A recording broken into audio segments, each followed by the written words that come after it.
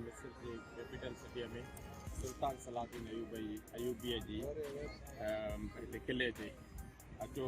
हिते तमामु वॾी त तारीख़ी जॻह आहे वॾो अज़ीम किलो आहे हिते अचो त घुमूं ऐं तव्हांखे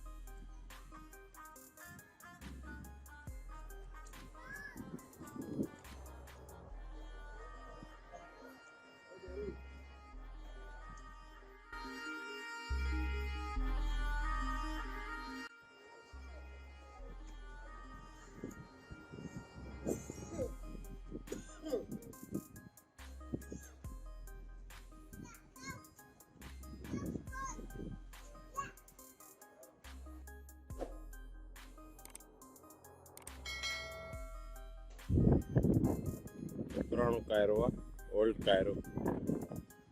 असली कायरो जेको आहे सुल्तान सलाहुद्दीन अयूबी जी हुन मां मंज़र तव्हांखे ॾेखारियां थो पियो हीअ मस्जिद आहे सुल्तान सलाहुद्दीन अयूबी जी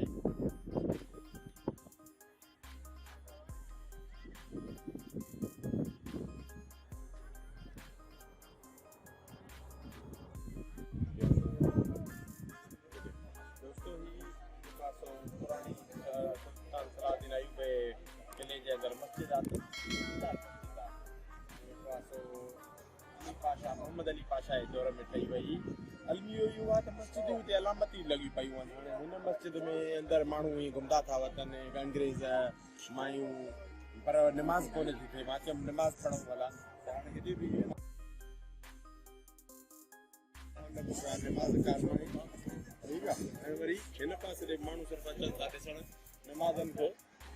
मस्जिदनि खे अलामती करे छॾियो अथऊं त हेॾो वरी एंट्री अथसि एॾी वॾी शानदार मस्जिद आहे पर हिते निमाज़ जेको आहे सो नथा पढ़नि पिया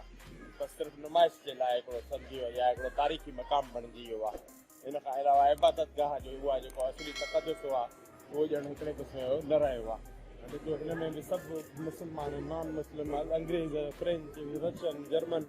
हिते जेको अंदरि घुमंदा था वञनि निमाज़ जो को अहिड़े क़िस्म जो सिस्टम कोन्हे को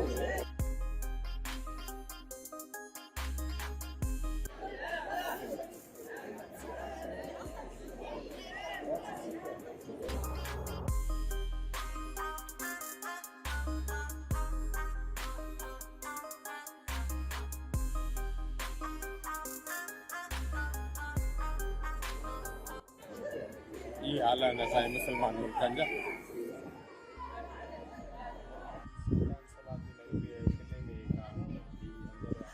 जेल खानो आहे त ॾिसो कैदियुनि जी इहा कंडीशन हूंदी हाणे बि हिकिड़ो अलामती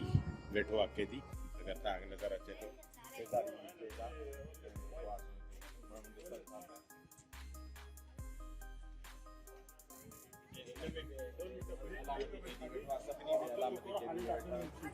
तो माण्हू बंदि हूंदा जेके ॾोहो वग़ैरह कंदा सॼा जेल खाना बैरकूं ठहियल आहिनि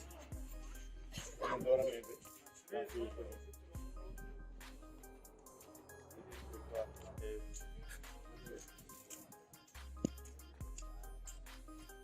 सुल्तान सलाहुद्दीन अयूबी हुन जेको आहे सो हिकिड़ो ज़बरदस्त अचल निज़ाम ॾिनो हिन करे कैदियुनि जा पंहिंजे हिसाब सां पढ़ण जी हाणे कैदी किताबनि कैदी वेठो आहे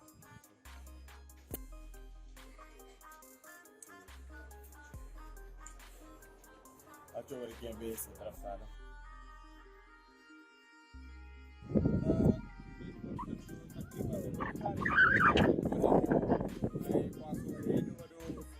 सलाहुद्दीन जो किलो आहे हिन में जेको आहे सो फौजी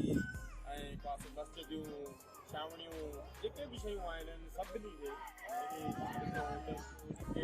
हिकिड़ो टूरिज़म जो ज़रियो बणाए छॾियो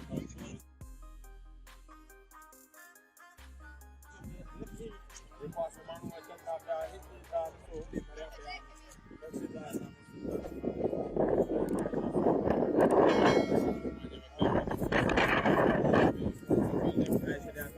हर